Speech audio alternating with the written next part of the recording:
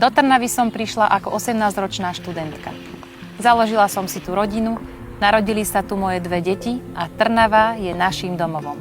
Ako viceprimátorka som posledné roky robila všetko preto, aby toto mesto bolo bezpečné, malo kvalitné školy, priestor na šport, kultúru, jednoducho mesto na dobrý život. Som nesmierne hrdá na to, čo sa nám spoločne s Petrom doteraz podarilo. Chcem, aby tento úspešný príbeh pokračoval. Ponovom, som Eva Nemčovská, vaša kandidátka na primátorku. Vďaka rekordným investíciám sme zásadne posunuli mestskú infraštruktúru. Kilometre nových či zrekonštruovaných ciest a cyklotrás. Kompletná modernizácia všetkých školských areálov, ktoré sú po vyučovaní a cez víkendy otvorené nám všetkým. Či najväčšia flotila elektrických autobusov na Slovensku. Vdýchli sme nový život verejným priestorom.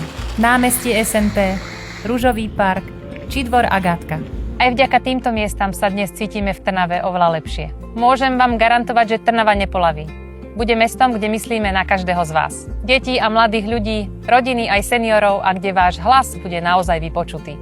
Mám skúsenosti, výsledky a tým ľudí, ktorí sú odhodlaní spolu so mnou tvoriť lepšiu Trnavu. Nekandidujeme za žiadnu politickú stranu, ale spája nás spoločná vízia a program. Toto sú moje priority. Kontinuita v úspešnom napredovaní mesta. Intenzívne riešiť dopravu a nové parkovacie miesta. A zabezpečiť dostupné mestské bývanie. Som pripravená urobiť oveľa viac. S dôrazom na komunikáciu, rešpekt a otvorený dialog s vami. Trnava si zaslúži pokračovať. Ponovom.